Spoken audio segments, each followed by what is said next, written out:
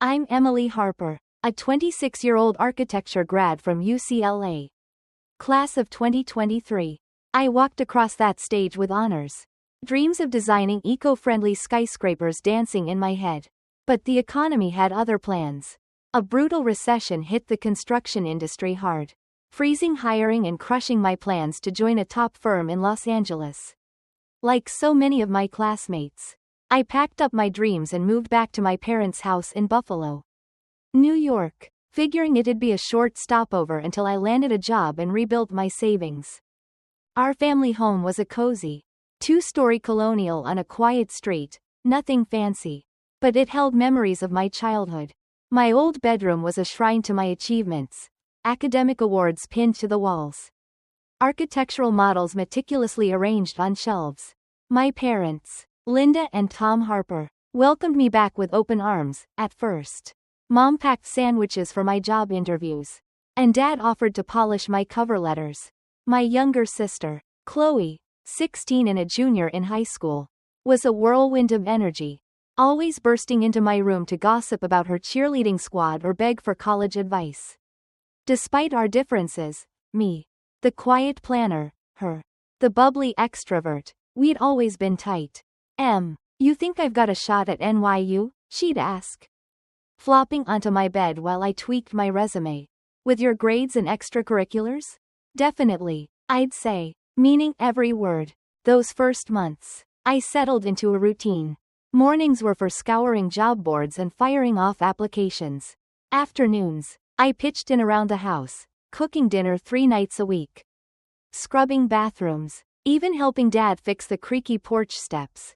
I chipped in $250 a month from my dwindling savings for bills and groceries, determined to pull my weight. For a while, it felt like home again, like I was part of the family, not just a guest. But cracks started showing, subtle at first. One night at dinner, Mom gushed about Chloe landing a spot in her school's elite arts program. "This'll make her college apps shine," she said, piling extra mashed potatoes onto Chloe's plate. Dad nodded, then added, almost as an afterthought, "Emily was in honors too. Back in the day." Mom waved it off. "Sure, but things were easier then. Chloe's got so much more competition." Chloe shot me a quick, apologetic glance, but I brushed it off with a smile. No need to stir the pot, especially since I just scored an interview with Green Wave Studio, a Buffalo-based firm specializing in sustainable urban design. The interview was a dream. The firm's founder, Rachel Nguyen, flipped through my portfolio, nodding at my designs for net zero community centers. "We need someone who gets both the art and science of green architecture," she said. "Your work nails it. We'll be in touch soon." Driving home, I let myself hope. The job paid $58 a year, enough to get my own place. Maybe even a tiny studio for sketching side projects. That night, I splurged on ingredients for Mom's favorite chicken Alfredo, and we laughed over dinner like old times.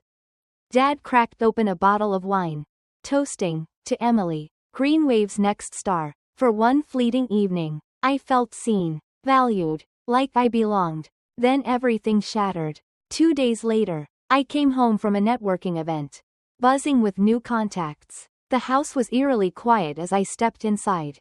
"Anyone home?" I called, kicking off my shoes. No answer. I headed upstairs to change, but froze at the top of the stairs. My life, books, clothes, drafting tools, mementos, was dumped in messy piles along the hallway, like garbage waiting for pickup. Heart pounding, I pushed open my bedroom door. My twin bed was gone, replaced by Chloe's queen-sized one. My architectural prints and UCLA pennants had been swapped for Chloe's popstar posters and fairy lights. My drafting table, replaced by her makeup-crowded vanity. "Oh, you're back," Mom said, appearing behind me with a laundry basket. Her tone as casual as if she'd just rearranged a shelf. "We moved your stuff out. Chloe needed the space for her junior year." I turned, my voice barely a whisper. "You moved me out? Without telling me?" She shrugged. "You were gone all day. And you're always out job hunting anyway." Dad emerged from their bedroom, adding, "The living room floor's fine for now. We've got that old sleeping bag from our camping days." It's just until you get your life together. Their words hit like a slap. Get your life together. As if I wasn't applying to dozens of jobs a week. As if the recession was my fault. Chloe appeared in the doorway. My doorway. Twirling her hair. I needed the bigger room for my art projects and college prep. She said, almost flippant. It's not like you've got a real job. I stared at the three of them. My family. Who'd just erased me from my own space. I pay bills. I said, my voice shaking. I cook. I clean. I contribute. Mom's smile was patronizing. And we appreciate it, honey. But Chloe's at a critical stage. Her needs come first right now. Words failed me. A strange calm took over. Like I was floating above the scene. Watching someone else's life fall apart. I see, I said, turning away. Don't make this a big deal. Emily. Dad called after me. His tone final. Family supports family. Chloe needs us now. You can handle the floor. That night, I unrolled the musty sleeping bag on the living room hardwood. Wedged between the coffee table and TV. Every step someone took through the room forced me to curl up tighter to avoid being tripped over.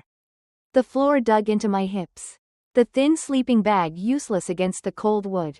Upstairs, Chloe's music blared, her laughter from a late-night phone call drifting down like a taunt. Sleep didn't come. Instead, my mind churned, replaying their words.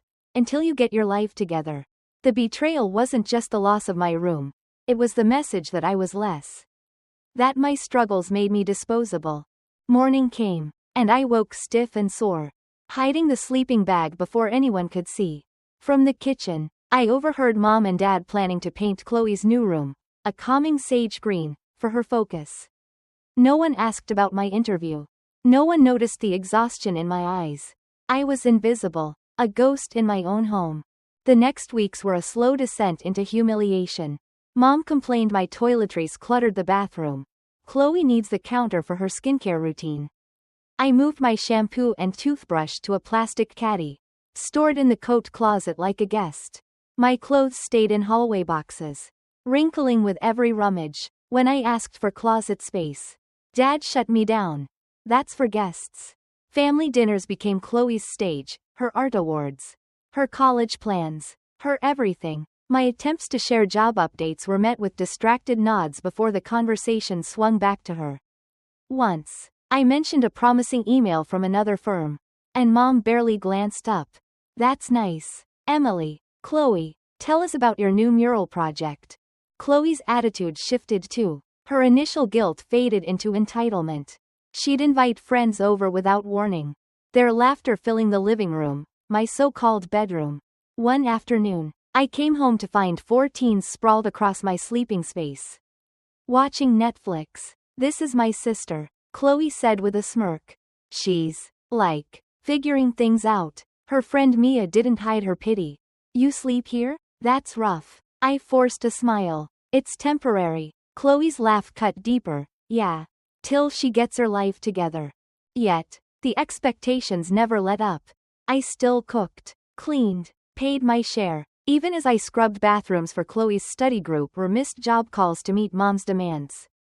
The unfairness gnawed at me. But I stayed silent. Arguing would only paint me as the ungrateful daughter. Instead, something else was brewing, a plan. Quiet and fierce. To reclaim my dignity. Then came the turning point. While chopping carrots for dinner, my phone pinged. An email from Rachel Nguyen at Greenwave Studio. We're thrilled to offer you the junior architect position. Starting salary, $58. Benefits after 90 days.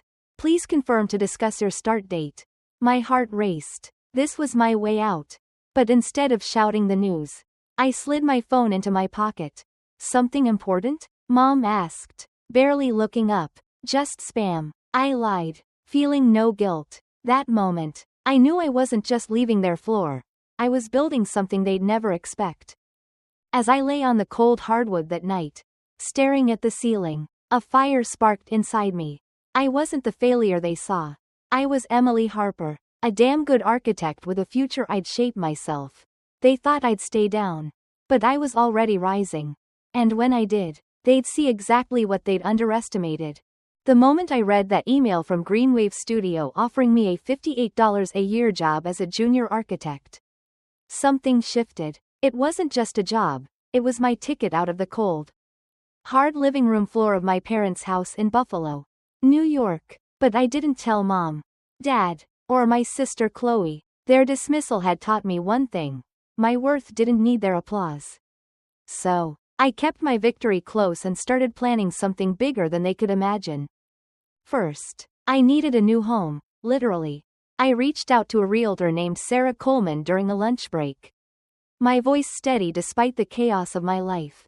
I'm looking for properties in my parents' neighborhood, I said. Specifically, anything on their street. Sarah raised an eyebrow but didn't pry. Luck was on my side. The house next door, a 3-bedroom fixer-upper that had been empty for months, was still on the market. Its price slashed due to outdated interiors.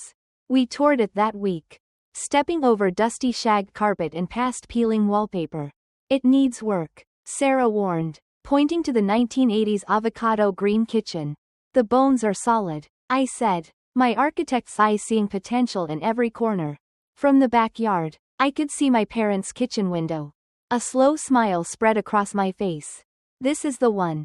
With my new job contract, a solid credit score, and a small inheritance from my grandma, money my parents didn't know about, I qualified for a mortgage. At First National Bank, the loan officer, Mr. Daniels, walked me through the numbers. Smart move, Emily, he said, sliding the paperwork across his desk. This neighborhood's been appreciating, even through the recession. I signed with a steady hand, my heart racing not with fear, but with purpose. I wasn't just buying a house. I was buying my freedom. By day, I threw myself into my new role at Greenwave Studio. Rachel Nguyen, my boss, paired me with a project to design a sustainable community center. And my ideas, solar panels, reclaimed wood, rainwater systems, earned nods from the team. Your attention to detail is killer, Rachel said after reviewing my first sketches. For the first time in months, I felt valued, like my voice mattered. At night, I'd slip next door to my secret project, the house. I hired a contractor, Javier Morales, recommended by Sarah. Prioritize the bedroom, bathroom, and kitchen, I told him during our walkthrough. I need it livable in 6 weeks. He nodded, jotting notes. What about the backyard? I grinned. Oh, I've got big plans for that. The renovations moved fast. Javier's team ripped out the old carpet, revealing hardwood floors that just needed refinishing. The kitchen got sleek quartz counters and stainless appliances, energy efficient to match my values. The bathroom transformed with a glass-tiled shower and a heated floor, a luxury I'd always wanted. Every choice reflected me: modern, intentional, sustainable. Meanwhile, at my parents' house, I played the part of the dutiful daughter. I cooked, cleaned, paid my $250 for bills, and slept on that damn floor, never letting on about my double life. If Mom noticed paint flecks on my jeans or my longer hours away, she didn't ask. Their focus stayed on Chloe's sage green room makeover, her art projects, her future. But the backyard? That was my masterpiece. I met with 3 pool contractors before choosing Horizon Pools, drawn to their sleek designs. I want a 16 by 32-foot pool. Modern, with a waterfall feature, I told their designer, Mia. Position it right here. I pointed to the spot directly in view of my parents' kitchen window. Mia raised an eyebrow but didn't question it. It'll be loud during excavation, she warned. Good, I said. The contract was signed. Time to start the same week I'd make my exit. For 6 weeks, I lived in 2 worlds. The humiliated daughter on the floor and the architect building her future next door. My final night on that sleeping bag was deliberate. I lay awake, feeling the hardwood press into my spine, letting the discomfort fuel me. This wasn't just about leaving, it was about showing them who I was. At 5 a.m., I packed my life into 2 suitcases and a backpack, moving silently through the dark house. My parents and Chloe slept soundly in their beds while I gathered my toiletries from the caddy and left the sleeping bag rolled in the closet, a relic they didn't deserve. On the kitchen counter, I left a note: found my own place. Won't need the floor anymore. No drama. No please. Just facts. I drove to Greenwave, showered in the office gym, and stashed my bags in my car. My phone buzzed all day. Texts from Mom. Where's your stuff? Dad. Call us. Emily. What's going on? Even Chloe. Did you really move out? Where are you? I ignored them, focusing on my designs. By 5 p.m., I'd crushed a week's worth of work. My colleagues praising my focus. Then I drove home, not to my parents, but to my home. Pulling into my driveway, I felt their eyes from their kitchen window but didn't look over. I unlocked my front door, stepping into a space that screamed me. Clean lines, warm lighting, the faint scent of fresh paint. My furniture, mid-century modern, curated over weeks, was perfectly arranged. I was unpacking when the knock came. Through the peephole, I saw Mom and Dad. Confusion etched on their faces. I opened the door but stood firm in the threshold. Emily, what is this? Mom asked, peering past me. You bought a house? Dad's jaw dropped. Next door? How? When? I kept my voice calm. I've been working at Greenwave for 6 weeks. The job you never asked about. The career you ignored while stepping over me on your floor. Mom bristled. You never told us you got a job. I didn't flinch. You never asked. Not once in 6 weeks did you care about my progress. You were too busy with Chloe's room color. Dad ran a hand through his hair. You could have said something instead of sneaking off. I raised an eyebrow. Like you said something before dumping my life in the hallway? The question hung heavy. Chloe appeared behind them, hesitating on the porch steps. Her eyes wide. Can we come in? Mom asked, stepping forward like it was her right. I didn't budge. No, this is my home, and I decide who enters. That's earned, not given. Their shock was almost comical. They'd never imagined I'd say no. We're family, Dad said, as if that erased everything. Family doesn't make someone sleep on the floor. I shot back. Family doesn't treat your struggles like failure. A rumble from the backyard cut through the tension. The pool excavation had begun. Right on schedule. The digger's roar impossible to ignore. What's that? Mom asked, craning her neck. Renovations, I said vaguely. Already? Dad pressed. I've owned this house for 6 weeks. I corrected. Today's just the first day you noticed. They stood speechless, realizing I'd built a new life under their noses. We're having dinner tonight, Mom said, regrouping. Come over, and we'll talk. I shook my head. I've got unpacking and contractors to manage. Thanks. Though, I closed the door, leaving them stunned on my porch. Over the next 2 weeks, the pool took shape, framing, plumbing, a smooth concrete shell. From my parents' windows, it was a daily reminder of my presence. They tried to reconnect, but their efforts missed the mark. Mom dropped off brownies to welcome me to the neighborhood, as if I were a stranger.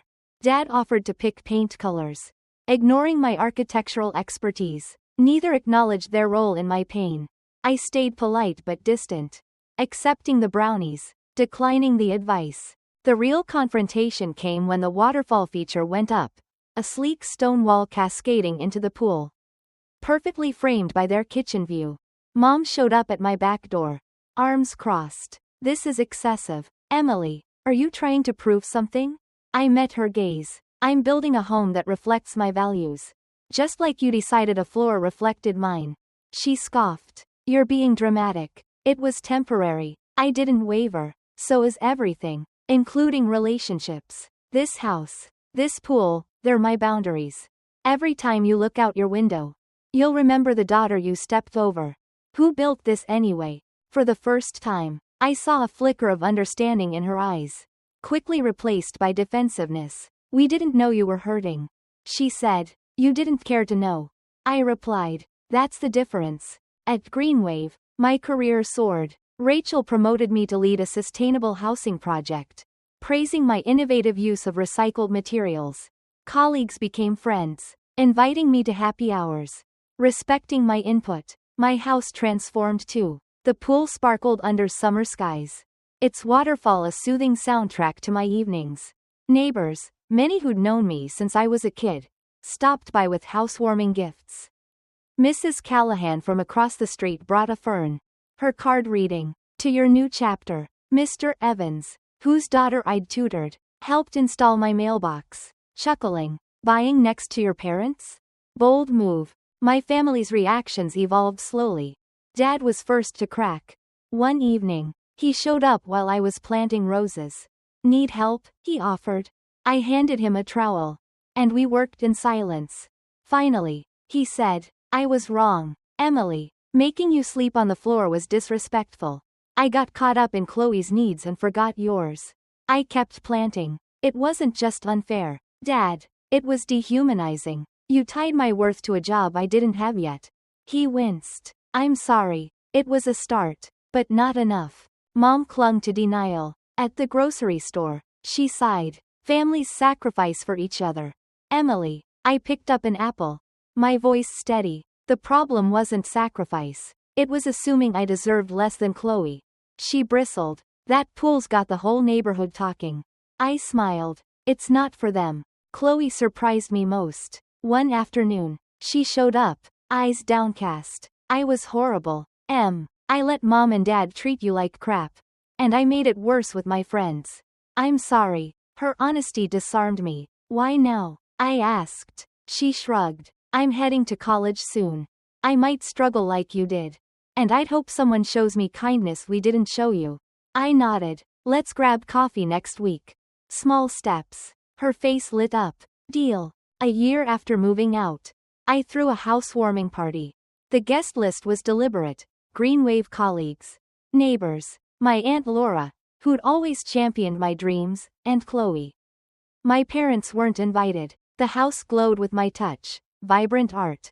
Cozy furniture. A pool glowing under string lights. Rachel toasted my promotion. Aunt Laura hugged me with tears in her eyes. And Chloe helped clear glasses. Whispering, this place is you. From their backyard, I caught Dad watching. His wave tentative. I nodded back. A quiet acknowledgement, but no invitation. That year reshaped me. The floor taught me my worth isn't tied to anyone's approval. The pool wasn't revenge, it was healing. A symbol of my resilience. I learned dignity isn't negotiable. That boundaries aren't selfish. And that pain can fuel progress. My parents still struggle to fully own their mistakes. But Chloe and I are rebuilding. One coffee at a time. My home, my career, my life, they're mine. Built on my terms. If you've ever had to draw a line to protect your worth, share your story below. Like, subscribe, and pass this on to someone who needs to hear it. Your value isn't what others see. It's what you build. Thanks for listening. And remember, sometimes the hardest falls lead to the greatest rises.